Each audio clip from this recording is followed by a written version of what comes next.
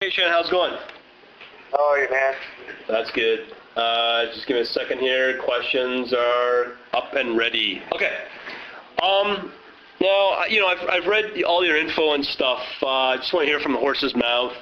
I mean, obviously you guys got the 3 members from, Godsmack and whatnot. How does it look right now? Are you guys kind of still a side project band, or is it getting kind of serious with how things are going with album sales and tour results, that sort of thing? Where do you guys stand right now? Well, basically, I guess the best way to answer that would be Sully came to Tony, Robbie, and myself. Yeah. And basically, after 10 years of working his ass off, he never had a break from Godsmack. So yeah. he wanted the whole year of '08 off. Right. We came into Another Animal, with thinking, well, shit, man, this is going to be our whole year. Yeah. So we were serious from the get-go about, trying to make a go of this band. At least in touring like that, we're going to tour as much as possible. Well, yeah. We can't really control record sales, Yeah. But, obviously it'd be great if we sold a bunch of records because, sure.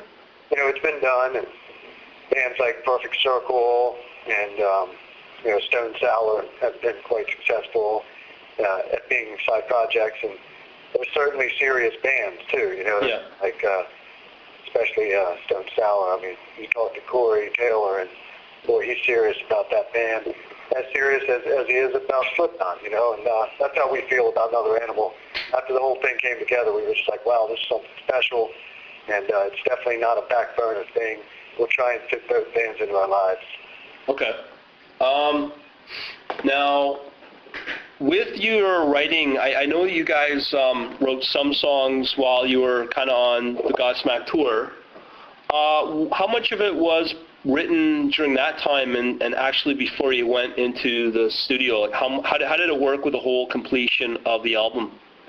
In terms of basically, Tony and I have a special writing partnership where, he basically comes up with all these great riffs, and I'm good with him at helping him put those riffs together and make them into songs, and add start, stop, add the dynamic to things to make them really cool songs. So with that said, we were writing on the tour bus with Godsmack for like a year before we even, or 2 years actually, before we even got into the studio to start writing for the 4 record.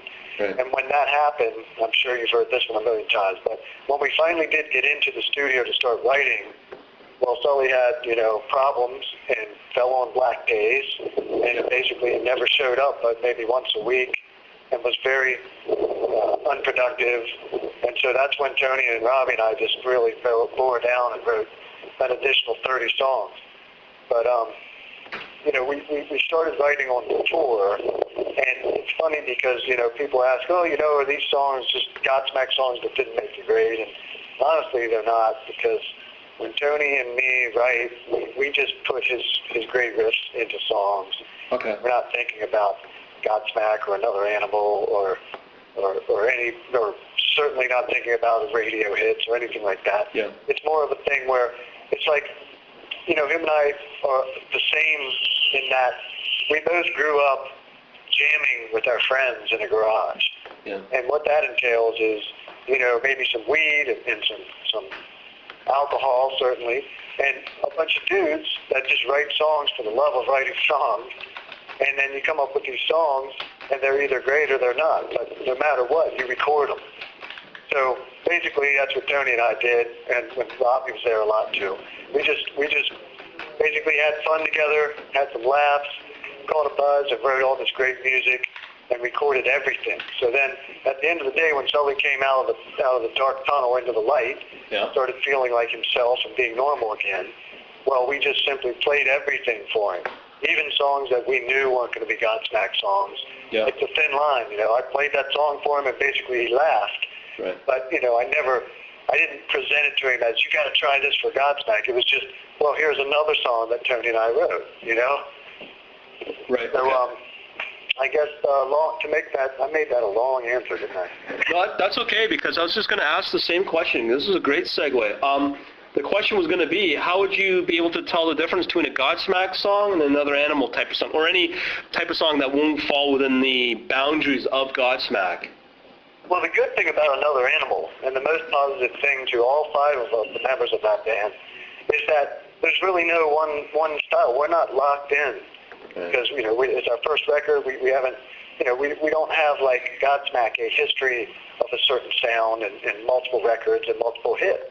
So with Another Animal, if somebody comes up with some song that sounds pretty much more punk than metal or whatever, we can say, well, let's do this, and we could even have the drummer sing it.